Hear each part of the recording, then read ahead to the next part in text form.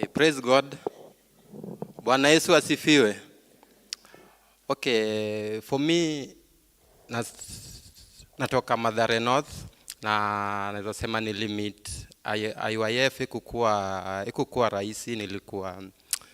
Okay, venye tuliza tu kwa barabara unatembea and then nikapatana na one of the lady akanisalimia, mambo, nikamwambia poa, akanipatia karatasi kengine hapo, akaniambia unaweza kuwa interested na hizi courses. Nikamwambia naweza kuwa interested, nikachagua and then after hapo nikapatia na information zangu. After 2 weeks nikatumiwa text and then nikakam kama msetu ordinary, mse wa kawaida.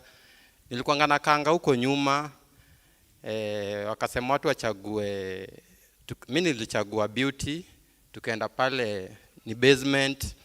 Sasa ile kitu yenye imeni motivate sana ilikuwa chapel class, venye our chairman the first day alikama kaguzia, I think zilikuwa vitu 3. Kulikuwa na intellectual, I think, and then SQ, IQ. Akasema SQ ni about sisi venye huwa tuna trust kwa God. SQ inafaa tukuwe na brain kama ya God, as in brain kama ya Christ, inafaa to think kama God. Na akasema ukiwa na IQ sharp, usitumie IQ yako kudestroy wase, but utumie IQ yako kuhelp watu. Na ingine ilikuwa EQ ni about emotional, and unaweza pata kuna your neighbor kuna some challenges, unaweza come through na umsaidie. And then akakama akaongelea about kuna different of hearing and listening. Bwana Yesu asifiwe. Bwana Yesu asifiwe. Kuna difference of hearing and listening, but unapata majority of us tuna hear but we don't listen. Unapata the moment you listen you gain more information, but the moment we unakaa tu unasikiza you get understand chenye mse ana speak. Akapatia na example ya kulikuwa na one mse fulani alikuwa drunk, aka take Uber, and then before aende home akalipa pesa, na venye alifikishwa kwa estate tu driver akamwambia, manze haujalipa, inafaa ulipe. Akamwambia mimi nilishalipa. Akamuitia polisi wakamshika wakampeleka kwa cell. Wase wakakaa, marafiki zake wakamwambia, sisi tunakutrust manze, ulili. Huyo mtu akasema mkitaka kujua mimi nililipa. Akaoda petroli kaenda ikaletwa.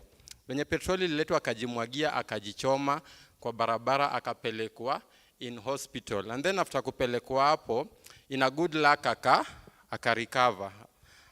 After kurecover, kitu yenye chairman alitufunza hapo ni not every time inafaa ukue right. Sometimes ukiwa tu right, ambia mse, you know what manze, umeshinda. Sasa tukiwale wase waku argue, unataka kujidefend, yani kujidefend ati mimi nimeshinda. Unapata huyo mse angesema tu okay manze, okay ni sawa nililipa, but ingeisha tu hivyo. But napata alijimwagia petroli akajichoma. So kapata hiyo ni hasara yenye alipata. Unapata sisi wengi wetu huwa tuna argue tu sana, na ifai tukue wase wa argue. And then ikikam tulilan last Sunday venye alipatia na example, I think nikaona kama alikuwa ananiongelea juu alipatia na example ya Peter hapo, na mimi ni Peter. Akasema Peter alienda huko canteen manze, akaorder food akaorder food akakula, and then akashindwa kulipa. So napata alikuwa na badala apitie main gate, but alikuwa na try ku divert, anapitia route nyingine. But that after few days Jesus akaenda canteen. After alienda canteen, kukaenda venye kulienda, Jesus akaclear bills zote. And then but Peter hakukuwa amejua Jesus ameclear bills, ndio? Jesus hakuwa anajua, yani Peter hakukuwa anajua. Peter alikuwa anaendelea bado kuhide. And then nikitry kusimplify, unatry sisi hapa hivi, God alikam. Tukisoma John 1:29 venye tulispikiwa last na our chairman, unapata Jesus alikam akadai on the cross, unapata. And then after dying on the cross, sins zetu zika kansoliwa. Wenye tumesoma kidogo inaitwa kusimplify, akatoa sins zetu. But unapata sisi majority hatujui kama Jesus alikama akatoa sins zetu. But sisi venye tuko hapa hivi manze, Jesus alikam na akadai on the cross na sisi tuko clean manze, tujuenge tu hivyo.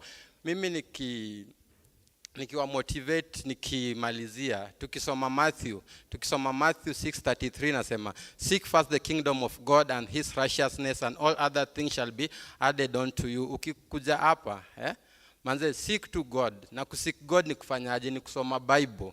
Kuseek God ni kufanyaje? Kuseek God ni kupray in the daily basis. Tusikue tu as in born again Christian wa kujanga church Sunday peke yake. Tukue tu wale watu wenye tunajituma in the daily basis, na especially this chaplain class. Ukimaintain kukam chapel class manze, IQ yako itakuwa juu tu sana. Mtu atakuwa na speak na umeshajua anataka kusema nini. But the moment unakuja chapel class na chairman anaongea na wewe uko tu zako, nasema manze umsesi amalize. Tukue tu wale wase wenye tunakuwa keen tu sana, especially tutumie IQ zetu fiti, na tukue wale wase tuna listen. Bwana Yesu asifiwe. Na any moment ukitaka kugrow, juu kuna mtu mwenye alisema nitajuaje purpose yangu ama nitagrow aje? Ni simple, chukua tu Bible na usome. Na uwezi tu soma tu hivyo Bible kama haujalau Christ kwa life yako. Inafaa uallow Christ kwa life yako. Na kuallow Christ kwa life yako ni kuaccept salvation. Na kuna different ya salvation na righteousness. Tukafunzwa hapa hivi. Si ati kama umeokoka sasa umekaribia God. Unaona? Kuna wale watu wenye wanajuanga ati wakiokoka wamekaribia God. But ukitaka kukaribia God na God akue karibu na wewe, lazima ukue righteous. Na kuwa righteous ni kuwa na the fruit of the Holy Spirit. Galatians 5:22, kuna love, kuna patience, kuna joy, na mbarikiwe tu sana. Amen.